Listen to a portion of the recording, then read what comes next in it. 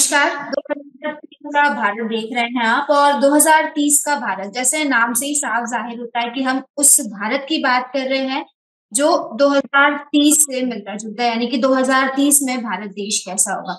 भारत देश को कुछ लक्ष्य मिले हैं, सतत विकास लक्ष्य, जिसमें से तीन खास लक्ष्यों पर हम बात करते हैं हमारे इस कार्यक्रम में: गरीबी, भुखमरी और शिक्षा। और इन तीनों ही लक्ष्यों पर हम आए दिन अलग-अलग चेहरों से बात करते रहते हैं और आज जो चेहरा हमारे साथ मौजूद है, उनके बारे में बताना चाहूँगी कि बहुजन समाज पार्टी की एक प्रभावी आवाज़ है। हमारे साथ उत्तर प्रदेश से बहुजन समाज पार्टी के मुख्य प्रवक्ता फैज़ान खान जी जुड़े हुए हैं, जिनसे हम चर्चा करेंगे। सबसे पहले तो सर आपका बहुत-बहुत स्वागत है। तो जिस तरह से सर हम 2030 के भारत की बात कर रहे हैं, एक सपना लेके चल रहे हैं 2030 के भारत का, और उम्मीद लगाई जा रही है कि शायद जो लक्ष्य मिले हैं भारत देश को वो हासिल कर लिए जाए, गरीबी शून्य हो जाए, शिक्षा का स्तर बेहतर हो देश में, और जो भुखमरी है वो भी खत्म हो। लेकिन एक बड़ा सवाल उठता है कि क्या सच में भारत देश ये लक्ष्य हासिल कर पाएगा या नहीं? मैं आपसे जानना चाहती हूँ कि आप 2030 के भारत को किस नज़र से देखते हैं? आपके नज़र में 2030 का भारत जो होगा, वो किस तरह का होगा? अगर हम आज की मौजूदा स्थिति को देखकर बात करें तो? देखिए, जब से भारतीय जनता पार्टी सरकार में आई है, नो डाउट ये बात तो सच है कि वर्किंग और प्रोसेस जिस हिसाब से वो अपने लगा रहे हैं, अनुमान जिस हिसाब से कर रहे हैं, पर ये भी एक बात सत्य है कि जुमलेबाजी से 2030 का भारत नहीं बन पाएगा। अगर उसको हम फील्ड में नहीं लेके आए, प्रैक्टिकल स्वरूप नहीं दे पाएंगे, तो जाहिर-सी बात है वो अचीव हम नहीं कर पाएंगे जो गोल हमने भारत देश को 2030 के लिए फिट किया है। जैसे आप देख लीजिए, एजुकेशन है, आपने कहा भुखमरी है, जी। नक्सलवाद को अभी माननीय गृह मंत्री अमित शाह जी ने कहा है कि 2026 तक हम नक्सलवाद को खत्म कर देंगे। लेकिन आए दिन जिस तरह से नक्सलवाद पे अटैक हो रहा है, जिस तरह से हमारे जवान मर रहे हैं, सीआरपीएफ के कैंप मर रहे हैं, तो आप ये देखिए कि वो भी हमारे लिए एक बहुत बड़ा ड्रॉबैक है। दूसरा, जन-जन तक जो आवाज़ जानी चाहिए, जो बातें सेंट्रल कहती है, वो फील्ड में नहीं दिखाई पड़ती। जिस तरह से दिल्ली में आप देख लीजिए, चुनाव है, जुमलेबाजी चाहे केजरीवाल जी हैं, चाहे भारतीय जनता पार्टी है, दोनों पार्टियां सिर्फ और हुँ, सिर्फ फ्री की रेवड़ी बांटने में लगी हुई है। नो डाउट ये बात सत्य है कि केजरीवाल जी ने एजुकेशन पे काम किया, जिसको भारतीय जनता पार्टी ने सराहा है कि मैं हम लोग उनके किसी भी स्कीम को खत्म नहीं करेंगे। इट मीन्स ये बात सत्य है कि उनके स्कीम्स को पसंद आ रहा। एजुकेशन के फील्ड में तो मैं हुँ। ये बात कह सकता हूँ कि दिल्ली पे जिस तरह से काम किया गया ज़मीनी स्तर पे स्टूडेंट्स के साथ, स्कूल्स में, उसी लेवल पे हमें देश के हर प्रदेश में उसी तरह का एजुकेशन लाना पड़ेगा। अब वो चाहे आम आदमी पार्टी दिल्ली में लेके आ रही है, भारतीय जनता पार्टी लेके आ रही है। आप देखी होंगी कि बहुजन समाज पार्टी ने भी अपने वक़्त में, जब हमारा 4 बार का शासनकाल रहा, लेकिन हमें जब 5 साल का वक़्त मिला था 2007 से 2012 का, तब माननीय जी। बहन कुमारी मायावती जी ने भी इस पे बहुत सारा काम किया था। तो मेरा एक ओपन माइंड ये है कि कोई भी सरकार आती है, ऐसा नहीं है कि स्कीम्स नहीं लाती। कोई भी दल, कोई हुँ, भी सरकार बनाए, तो स्कीम्स आती है, पर वो कितने उस पे सफल हो पाती है, देखना ये होता है। जब सफलता हम पाएँगे अपने वादों पे, तब जाके 2030 का भारत हमारा सुनहरा भारत बन पाएगा। सोने की चिड़िया हम तभी ला पाएँगे, जब भ्रष्टाचार मुक्त भारत को हम करेंगे। बिल्कुल सर, आपकी बात से सहमत हूँ कि तमाम स्कीम्स आती है। अ, कोई भी सरकार, किसी पर्टिकुलर सरकार का मैं नाम नहीं लूँगी, कोई भी सरकार, और सिर्फ़ दिल्ली चुनाव की बात नहीं है। जहाँ-जहाँ भी चुनाव होते हैं, अमूमन यही चीज़ें देखने को मिलती है कि चुनाव के पहले काफ़ी सारे वादे किए जाते हैं और चुनाव के बाद कहीं न कहीं वो सारी चीज़ें ठंडे बस्ते में चली जाती है। तो किसी एक सरकार को इस चीज़ का हम दोष नहीं दे सकते। अब यहाँ तो ये चीज़ सामने आ रही है ना कि हर सरकार मुफ्त की रेवड़ियाँ बाँट रही है, तो फिर जनता को बिल्कुल, किस बिल्कुल। जनता देखिए, किससे भरोसा मैं करेगी? इसमें जनता एक चीज़ कहाँ आपकी है? दामिनी जी, तो एक वक़्त हाँ, एक एक इसमें पॉइंट मैं जोड़ना चाहूँगा। मैं इसलिए नहीं इस बात को कह रहा हूँ कि मैं मुख्य प्रवक्ता हूँ बहुजन समाज पार्टी का। रेवड़ी बाँटने का काम बहुजन समाज पार्टी ने फ्रॉम द बिगिनिंग, माननीय वो काशीराम जी से लेके बहन कुमारी मायावती जी तक, हुँ, आज तक आप उठा के एक भी हमारा वादा दिखा दीजिए चुनाव से पहले हमने किया हो। हमने किया ही नहीं। हमारा मैनिफेस्टो ही नहीं तैयार रहता है। सिर्फ़ इसीलिए जो आपने अभी बात कही कि सरकारें जो ये काम करती हैं, निहायत ही गलत है। जो वादे अपने मैनिफेस्टो तैयार की जाती है, उसके एक पॉइंट पे भी वो वर्क नहीं करती। वो सिर्फ़ चुनावी मैनिफेस्टो होता है। जनता को लुभाने होते हैं, लेकिन बहुजन समाज पार्टी के 4 बार के शासनकाल में एक बार या आने वाले चुनाव में भी दिल्ली चुनाव में भी हम उतर रहे हैं, आइंदा और भी उतरेंगे। तो ये बहुजन समाज पार्टी एक मिसाल है सारी पार्टियों के लिए कि रेवड़ी मत बांटिए, रेवड़ी बांटने का वादा मत करिए, पूरा करिए। सपना आप जो बुनते हैं उसको पूरा करिए। आप मैं इसलिए इस बात को आपके चैनल पे कहना चाह रहा हूं कि आपने जो बात कही कि सारी सरकारें इसमें नो डाउट आती हैं अपने अपने मैनिफेस्टो पर, बहुजन समाज पार्टी इकलौती पार्टी है पूरे हिंदुस्तान की जो आज तक अपनी मैनिफेस्टो चुनावी वादा कभी नहीं जारी करती है। वजह यही है मतलब कि हम आपको पता प्रैक्टिकल। है किस तरीके से फिर काम करती है बहुजन समाज पार्टी, मैं जानना चाहूंगी। बहुजन समाज मैनिफेस्टो पार्टी समाज पे काम करती है। हम मैनिफेस्टो पहले चुनाव को देखते हुए नहीं बनाते, हम हकीकत बुनते हैं। हम सपना बुन के उनको सपना वादा दिखा के जुमलेबाजी नहीं करते। आपने देखा होगा बहुजन समाज पार्टी का कार्यकाल, जैसे मानवा काशीराम जी का हमारा घर का आयोजन का जो गरीबों के लिए था, आवास का योजना, नाम तो सर बदल पीछे लेते हैं कैसे लोग। रह जा रही है फिर बहुजन समाज पार्टी? जनता चुन वही क्यों नहीं बात है, रही है? अब जनता कैसे चुनेगी जब रेवड़ी बांटने का, चाहे महाराष्ट्र चुनाव हो, जैसे उन्होंने कहा, विधायक जी ने बहुत अच्छी बात की, सारे झारखंड का चुनाव देख लीजिए, कहीं कामयाबी मिलती है, कहीं नहीं, राजस्थान देख लीजिए, मध्य प्रदेश अपना देख लीजिए आप, हर जगह रेवड़ी बांटने का काम किया जा रहा है। आप ये बताइए, जब रेवड़ी बांटेंगे आम जनता को कैसे विश्वास होगा? जब आपने, बिल्कुल, जब रेवड़ियाँ जनता को बाँटना तो लुभावने कोई वादे किए। ऑप्शन ही रेवड़ियाँ बाँटने का तो ऑप्शन खत्म कर देना चाहिए।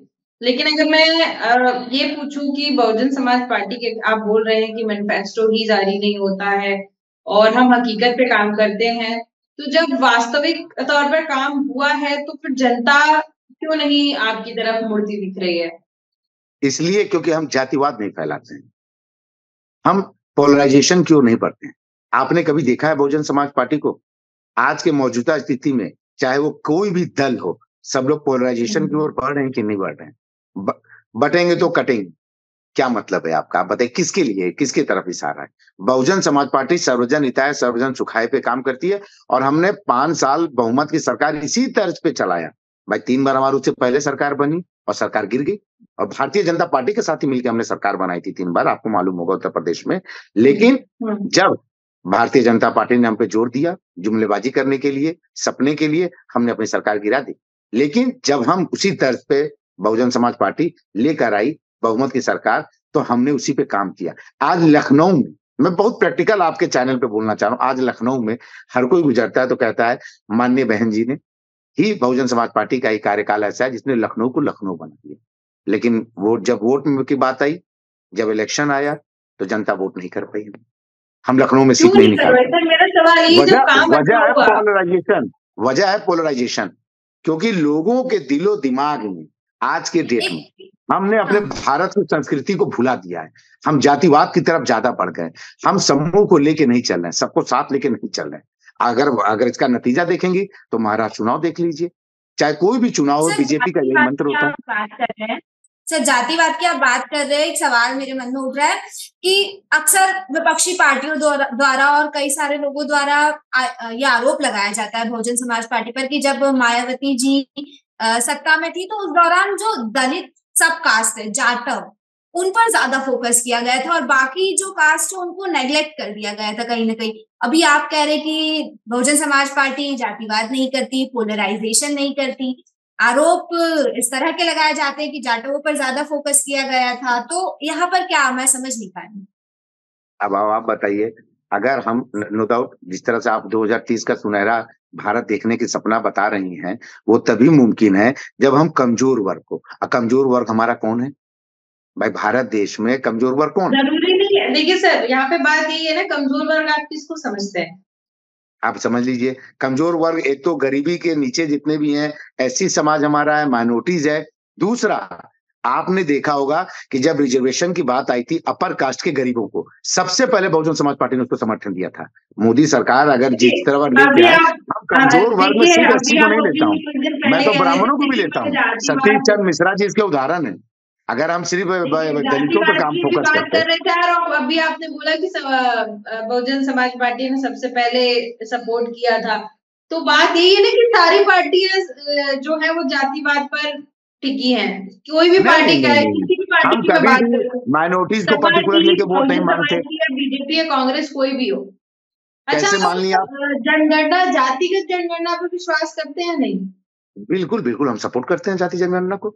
माननीय बहन जी ने तो हमेशा कहा है, जातिगत जाति जनगणना जनगणना को को आप सपोर्ट करते सपोर्ट हैं। कर रहे हैं, तो कहीं न कहीं आप जातिगत तौर पे ही चुनाव लड़ना चाहते हैं। बिल्कुल नहीं। बाबा साहब भीमराव अम्बेडकर जी ने रिजर्वेशन किस मुद्दे पे लेके आए थे?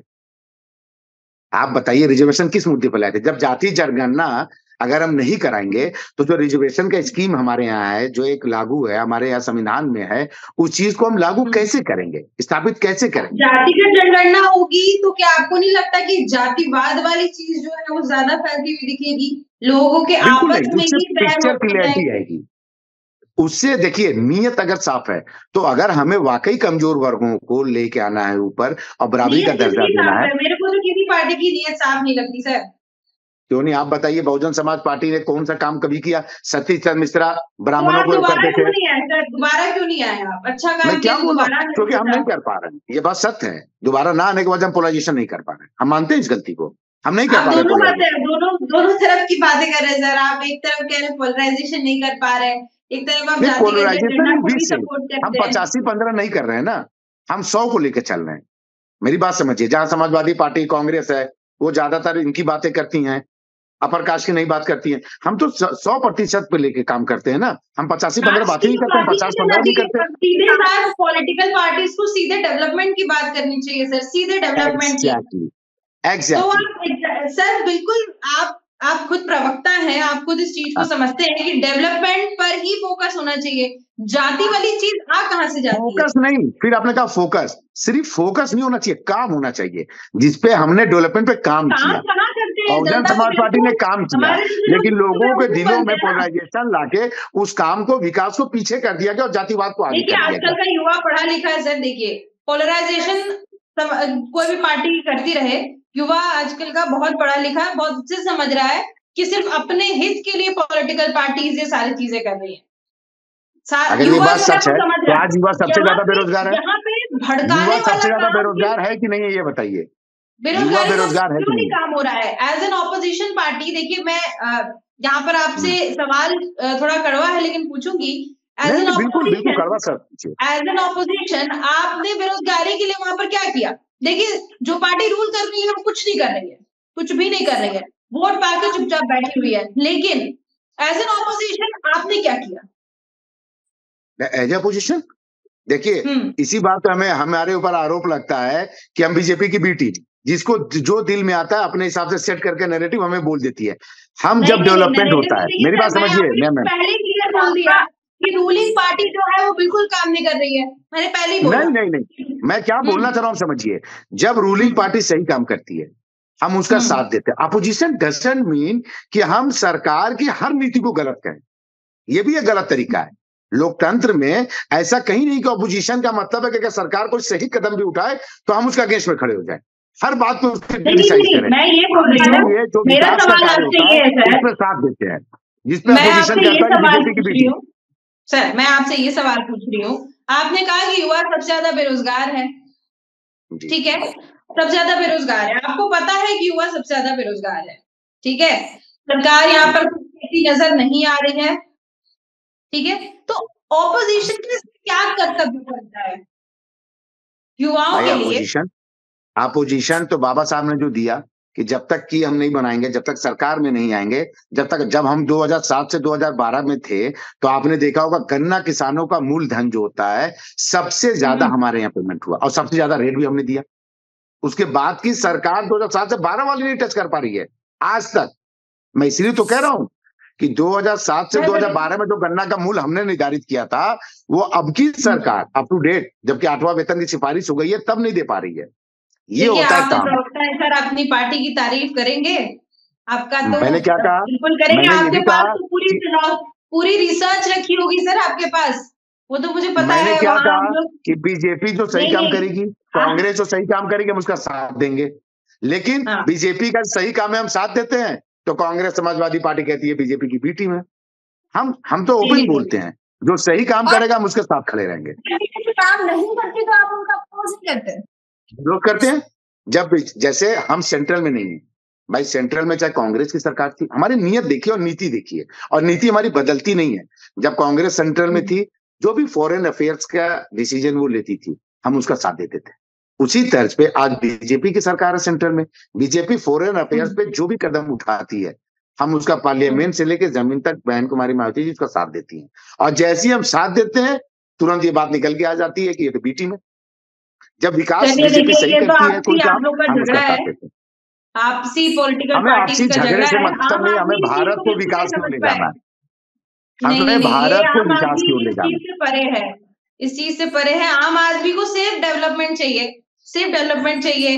अगर बेरोजगारी है तो रोजगार चाहिए, अगर अशिक्षा है तो शिक्षा चाहिए, और अगर गरीबी है तो गरीबी मुक्त है। भारत चाहिए। मेरा आपसे सवाल ये है सर कि शिक्षा के क्षेत्र की अगर मैं बात करूं यहाँ पर, और उत्तर प्रदेश की मौजूदा स्थिति देखूं, तो शिक्षा कहीं ना कहीं अगर मैं देखूं कमजोर है। लोग वहां के टैलेंटेड हैं, बच्चे वहां के टैलेंटेड हैं, लेकिन शिक्षा का स्तर जो है वो सही नहीं है। उसकी वजह से बेरोजगारी है। बेरोजगारी का एक और मैं अगर कारण बताऊं तो वहां पर ना कोई इंडस्ट्री है, ना कोई कंपनीज है, किसी भी चीज का स्कोप नहीं है, तो माइग्रेशन है। तो यहाँ पर आपकी जैसे जिस पार्टी से आप बिलोंग कर रहे हैं, तो वहां पर आपका क्या रोल होना चाहिए? भाई हमारा रोल, जैसे माननीय बहन कुमारी मायावती जी ने अपने सरकार में एक चीज किया था, जब लड़कों को आईएएस की कोचिंग के लिए तैयार करने के लिए, तो हम लोगों ने उन वर्गों के लिए भी अलग से एक इंस्टीट्यूट बना के दिया ताकि वो वहां पे पढ़ाई पूरी कर सके, उनको स्कीम्स दिया। तो आपने एक बात कही, उत्तर प्रदेश में जैसे टैलेंटेड बच्चे हैं लेकिन शिक्षा का स्तर कमजोर है, उससे भी ज्यादा टैलेंटेड बच्चे जो है बिहार में हैं, और वहां शिक्षा का बिल्कुल स्थिति और भी ज्यादा कमजोर है, लेकिन वहां के बिल्कुल लड़के सही सबसे बात ज्यादा आप है। मैं देखेंगे हुआ बिहार का करता नाम ही था ना कि भूलती, अक्सर मैं बिहार यूपी को एक उसी में रखती हूँ, क्योंकि माइग्रेशन सबसे ज्यादा वहीं से हो रहा है। एग्जैक्टली क्योंकि शिक्षा का स्तर यहाँ पे नहीं है। शिक्षा का स्तर तभी हो पाएगा जब हम लार्जर स्केल पे उस पर वर्क करेंगे। अगर हम हिंदू मुस्लिम से हट कर आएंगे तभी जाके शिक्षा पे जोर दे पाएंगे। मैंने क्या कहा, हम अपोजिशन में हैं, दिल्ली में भी चुनाव लड़ रहे हैं, लेकिन मैं तब भी केजरीवाल के स्कूल और शिक्षा नीति को सही ठहरा रहा हूँ। क्यों? क्योंकि उन्होंने वाकई जमीनी स्तर पर डेवलपमेंट किया। अलग बात है कि वो आम आदमी पार्टी है, मुझे एज ए प्रवक्ता नहीं तारीफ करना चाहिए कि हमारा चुनाव है दिल्ली में, हमें अगेंस्ट बोलना चाहिए। मैं क्या कहना चाह रहा हूँ, मैं इसीलिए कह रहा हूँ, हम युवा पीढ़ी के हैं, प्रवक्ता बनाया माननीय बहन जी ने इसीलिए बनाया कि युवा पीढ़ी के दुख दर्द को हम समझ सकते हैं। इसलिए जो भी सरकार अगर नियत और नीति सही करती है तो बिना डर बिना हिचक में उसकी तारीफ करता हूँ। क्यों? क्योंकि उससे बच्चों को, हमारे शिक्षा को आगे मिलता है, और जब शिक्षा और हमारे युवा पीढ़ी मजबूत होंगे तभी देश मजबूत होगा। हम क्रिटिसिज्म राजनीति को लेकर नहीं करते हैं, मैं यही आपको समझाना चाह रहा हूँ। आम आदमी पार्टी, अब आप मानिए इस चैनल पे भी कि वाकई शिक्षा के स्तर को दिल्ली में उसने बेहतर किया। मैं तो चाहता हूं उसी स्तर पे हर स्टेट में काम होना चाहिए। पॉलिटिक्स अपनी जगह पे है, लेकिन युवा की शिक्षा अपनी जगह पे है। अगर युवा को हम खड़ा करेंगे, मजबूत बनाएंगे, तभी देश मजबूत होगा। 2030 का भविष्य तभी आएगा, सपना हमारा पूरा होगा जब युवा हमारे लायक बनेंगे, रोजगार उन्हें मिलेगा, वो मजबूत बनेंगे और टैलेंट का सही इस्तेमाल हम कर सकेंगे। अगर हम अपने युवाओं को राइट, दंगा और यही सब दे के रहेंगे, मंदिर मस्जिद देते रहेंगे, तो ये बताइए कब हमारा शिक्षा कब मजबूत होगा, स्तर कब आगे बढ़ेगा? बिल्कुल। तो ये पॉलिटिकल पार्टीज को आपस में समझना चाहिए, क्योंकि आम आदमी तो ये सब नहीं करता। आम आदमी तो बिल्कुल ये सब नहीं करता। बिल्कुल जी दामिनी बोलिए। तो क्योंकि समय की हमारे पास एक सीमा है, एक आखिरी सवाल आपसे करना चाहूंगी। 2030 के भारत के जो लक्ष्य को हासिल करने में, कहते हैं ना कि कोई भी चीज जब हम करने निकलते हैं तो बीच में काफी सारी समस्याएं आती है, तो मैं आपसे ये जानना चाहूंगी कि जो लक्ष्य एक मिला है भारत देश को, इसको हासिल करने में सबसे बड़ी समस्या आपके नजर में क्या है? और अगर बहुजन समाज पार्टी को मौका मिलता है, मायावती जी को मौका मिलता है, तो बहुजन समाज पार्टी में किस तरह से काम करेगी? देखिए, बहुजन समाज पार्टी को जब काम करने का मौका मिलेगा, अगर हम सत्ता में 2027 में चुनाव में उत्तर प्रदेश में आते हैं, तो हम अपने उसी चीज को आगे तर्ज पे बढ़ाएंगे कि युवाओं के लिए अलग से स्कीम, स्कॉलरशिप, जो भी कमजोर वर्ग है उन सारे बच्चों के लिए जो स्कूल्स हैं, सरकारी स्कूल है, उसको मजबूत करना है। और आपको पता है लुभावने वादे भी किए जाते हैं उसके लिए, जब लाया जाता है उसके लिए कि बच्चों को ज्यादा से ज्यादा, गरीब माँ बाप जो हैं अपने बच्चों को स्कूल की तरफ भेजें, तो जाहिर बात है जैसे खिचड़ी स्कीम है, तमाम तरह के स्कीम्स दिए जाते हैं, उस तरह से भी लाने पड़ेगा। क्योंकि भारत देश में हम चाइना और अमेरिका की तरह नहीं है। हमारे बच्चे, बहुत सारे युवा बैठते हैं गरीब, अपने बच्चों को लेबर में, आप देखेंगे चाइल्ड लेबर हमारे यहाँ क्यों इतना ज्यादा है? क्यों? क्योंकि माँ बाप बच्चों को स्कूल ना भेज के काम पर लगा देते हैं कि 2 रुपए की आमदनी। तो हमें पूरे सिस्टम को उस हिसाब से लेके चलना होगा, स्कीम्स देने होंगे, युवा पीढ़ी के लिए अच्छा शिक्षा देना होगा, और शिक्षा जब अच्छा होगा तो रोजगार वो अपने आप पा जाएंगे। लेकिन रिजर्वेशन को भी एक जनगणना जो उन्होंने कहा, ये भी मद्देनजर रखना होगा, क्योंकि अगर प्राइवेटाइजेशन की तरफ हम बढ़ेंगे तो रिजर्वेशन का तो, संविधान का तो मूल ही खत्म हो गया ना हमारा। जब हम प्राइवेटाइजेशन की तरफ बढ़ जाएंगे, हर रेलवे से लेके जिस तरह से स्कीम चल रही है, तो उस तरह से तो रिजर्वेशन ही खत्म हो जाएगा हमारा। प्राइवेट कंपनीज में तो है ही नहीं, प्राइवेट कंपनी देती ही नहीं है। और उच्च संस्थानों में भी हमें रिजर्वेशन के तहत उन टैलेंटेड बच्चों को खोज के निकालना पड़ेगा, चाहे खेलकूद का माध्यम हो, चाहे शिक्षा हो। जी, रिजर्वेशन बहुत इंपॉर्टेंट है, आपका ये कहना है? नहीं, रिजर्वेशन इसलिए इंपॉर्टेंट है क्योंकि वो हमारे संविधान में दिया गया है। उसके लिए स्ट्रक्चर कमेटी की रिपोर्ट को आप क्या कहेंगे? आप बताइए क्या? देखिए, मैं आपको बता रही हूँ, जैसे चैनल पे बैठी हैं, आप ही लोगों के लिए स्ट्रक्चर कमेटी की रिपोर्ट आई थी, लेकिन उस पर काम किसी ने नहीं किया। आपको एक चीज बताना चाहती हूँ सर, देखिए रिजर्वेशन बिल्कुल पॉलिटिकल पार्टीज इस पे जोर दे रही हैं, लेकिन कहीं ना कहीं अगर आप एक इसका पहलू देखें तो इससे बहुत बड़ा नुकसान होगा भारत देश को। ऑलरेडी इतना पोलराइजेशन किया गया है। आप बाबा साहब को इसका मतलब गलत साबित कर रही हैं, हमारे संविधान को गलत कर रही हैं। पोलराइजेशन इतनी हो चुकी है, ऑलरेडी लोग एक दूसरे के जाति के प्रति, एक दूसरे के धर्म के प्रति भड़काया जा रहा है। कैसे भी लोग संभलते हैं, इंसानियत के तौर पे एक साथ रहते हैं, फिर जातिगत जनगणना होगी, फिर वही पॉलिटिकल पार्टीज अपने अपने जाति को लेकर फोकस हो जाएंगी, और कहीं ना कहीं एक दूसरे के प्रति यहाँ पर जो सामंजस्य बैठा हुआ है, अभी बना हुआ है, वो बिगड़ेगा।